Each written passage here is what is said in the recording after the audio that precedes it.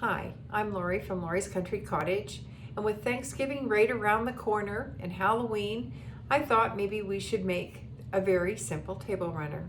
So stay tuned.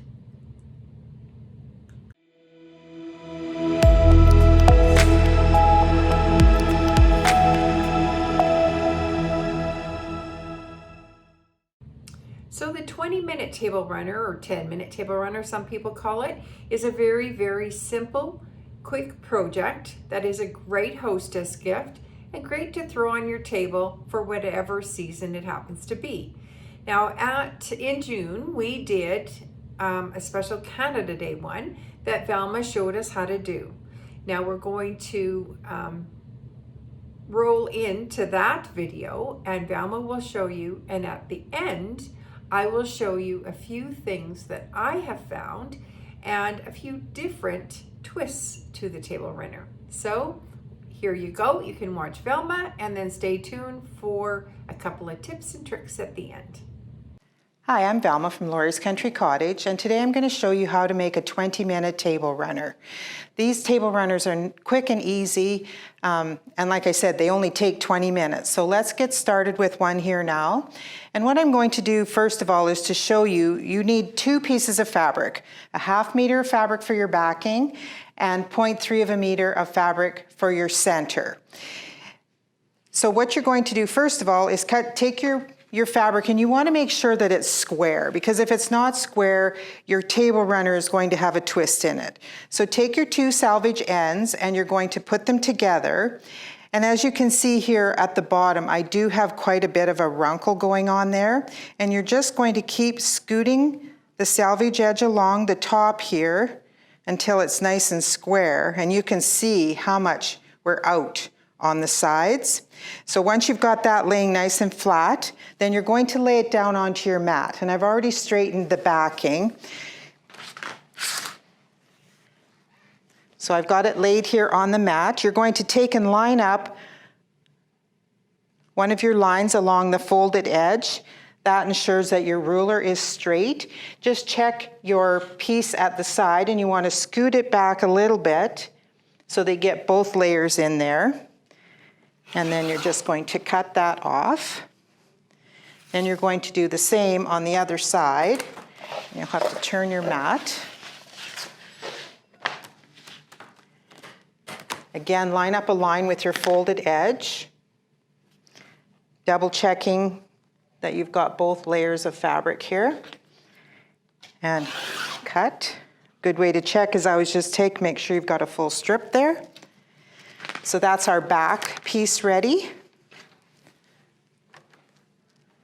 And we'll take our cream that we already straightened as well, or that we're going to straighten. Lay your ruler on here. And again, we're way in, so we got to make sure we're catching that underside. Cut that off, one full strip.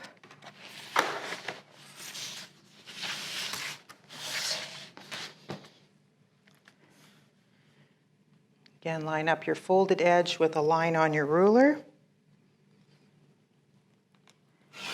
And cut. Now you're going to take those 2 pieces of fabric, and this is the new O Canada 8 from Northcott that we just received. And you're going to lay these 2 pieces right sides together, and we're going to stitch down both sides. So we'll go down this side first. So here we are ready to sew the 2 edges together.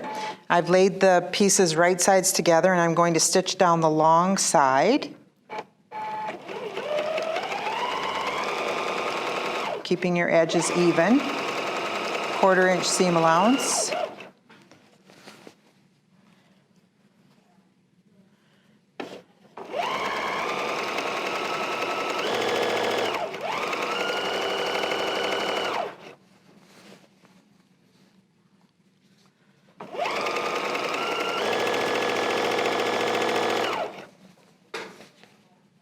And you can pin these if you like, but we are going to square it up in the end.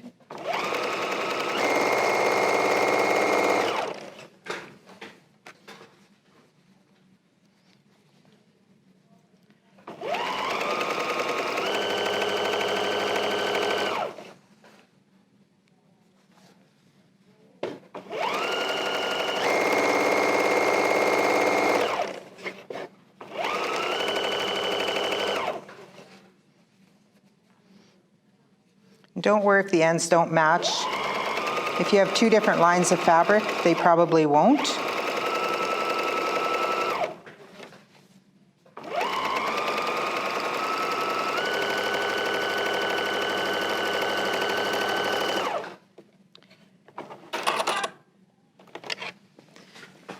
And once you get to the end,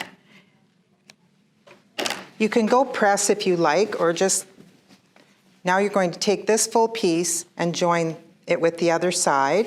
And you always want to join the side that's the same length, not the end that's not the same length, because then you'll be putting these together and now you've got to twist again.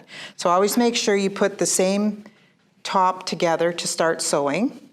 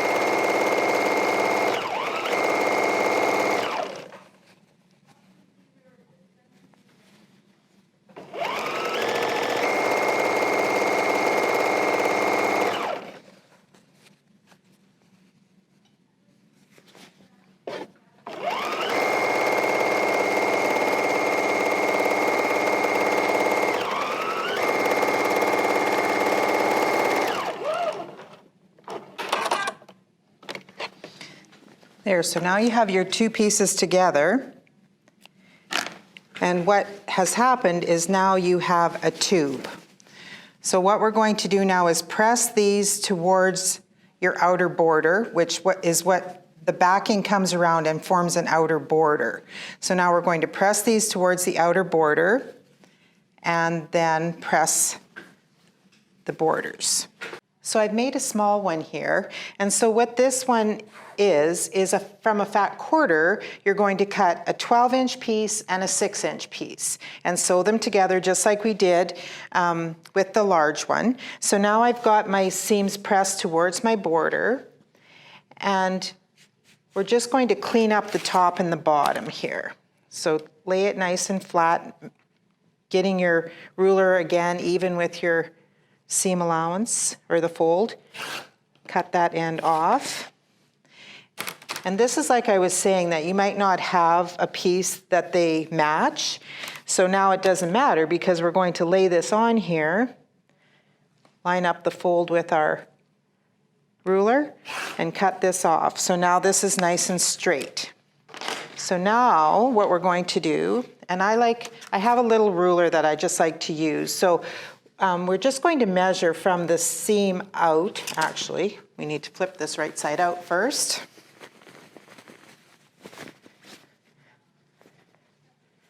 So here's our little runner, which the big one is exactly the same. This is just in miniature.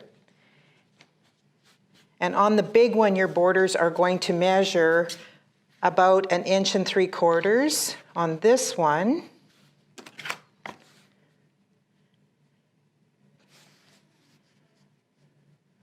looks like they're measuring the same. Yeah, 1 3/4 inches. So then I like to go to my pressing mat.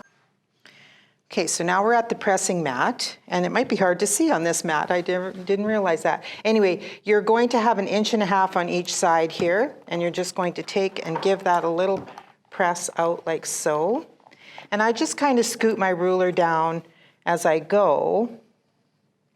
I've got a half inch ruler here, so I can just scoot it along. And if you don't get it straight, it'll have a bubble in it.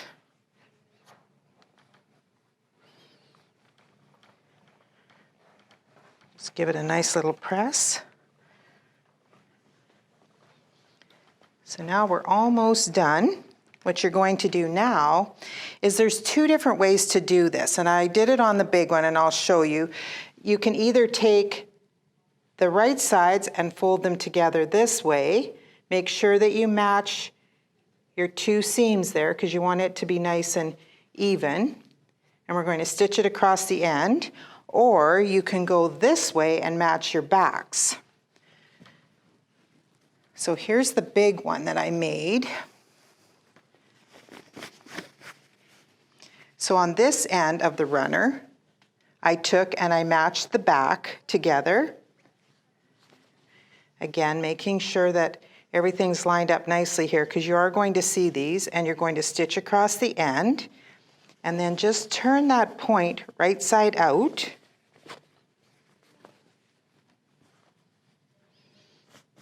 And just poke it out there nicely. I usually trim the end there just so it pokes out nicely. And then give it a nice press on the end. And then you can either top stitch across here, you can sew a little button there, or just hand stitch it along there, whatever you like to do, whatever's easiest. If you're giving it away quickly, you may want to just stitch it. On the other end, we'll do this way, I'll show you. You're going to match the right sides together, making sure that that seam matches again. Stitch across the end and poke this out.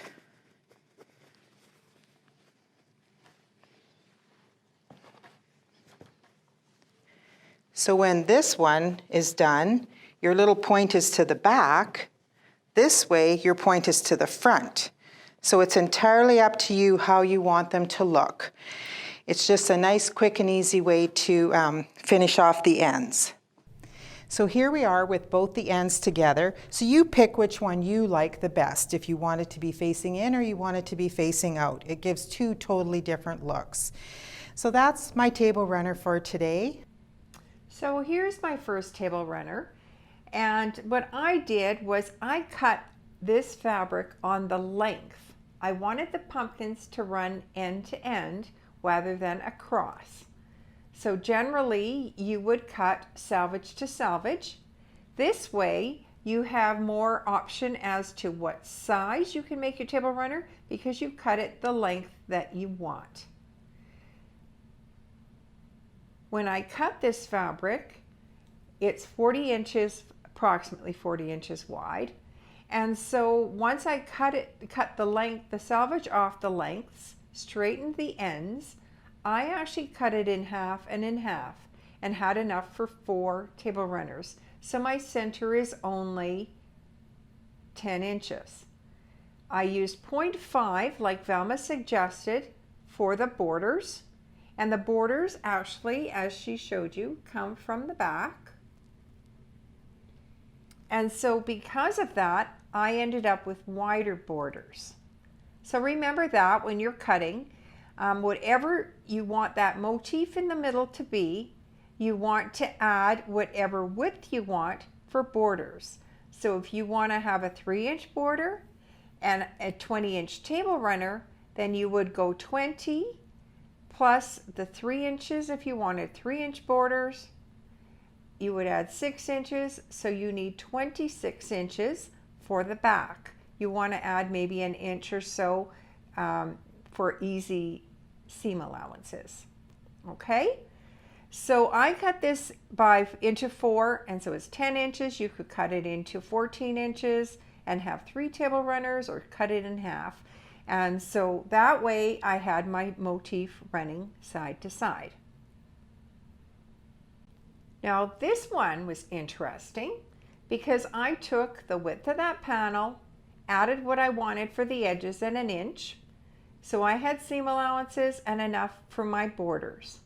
When you have a stripe like this, you want to make sure that your stripe is running straight. Yes, it should be on grain, but if it is not, nobody knows that when your table runner's made, so you want to cut it even with your stripe or your lines, whatever is running on the fabric. Now, I pulled this one to the front because on the end in here, underneath, is the rest of these blocks. So what I did was I took the other table runner and I measured what that amount was. And then I took my fabric from this one and trimmed it off so I had the same length from here to here as I do on the other table runner.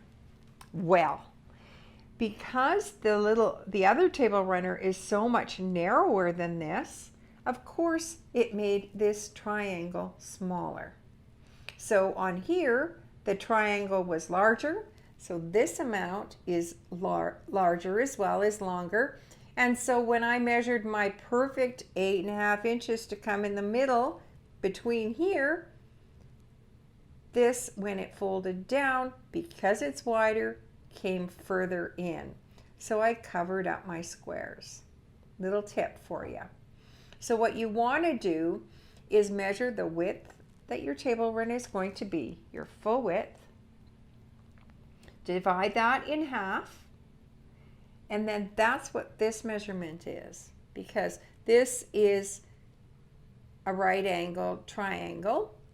And so this edge and this edge are the same. So whatever this is to halfway is what this needs to be. Now you can give yourself a little bit because there's going to be a little bit of seam allowance in there, don't forget. But remember that to make sure that you've got that measurement. Okay? So this was a pretty one, and not one that you would usually choose because of the panel print. One other thing I want to show you on the other one is, oh, and I pulled this one to the front to cover up those ends. I think I already told you that. On this one, another thing that I figured out is that I top stitched, or I did a stitch in the ditch here. So can you see where I went off right there? And I went off right there. I'm not very far off, am I? However, you can see that. So if I would have done the same kind of stitching to hold it the same, but stitched in at 1/4 inch here and did some top stitching with an orange thread to match, if I was out by that little hair that I'm out with the black, it wouldn't have mattered. And nobody would see that. So you can stitch here, you can stitch out around the outer edge, and that will kind of create like you've got a binding on there. So just a couple of little tips. Yes, you can get really nice and close, but look at that little wee bit out and it just doesn't look nice. So learn from my mistakes. Make up some table toppers. They're great to wrap around a wine bottle if you happen to be going out for Thanksgiving. We just got an announcement today that we will be wearing masks. But anyway, I wish you all a happy Thanksgiving, and we'll see you on Thursday. Thanks for watching.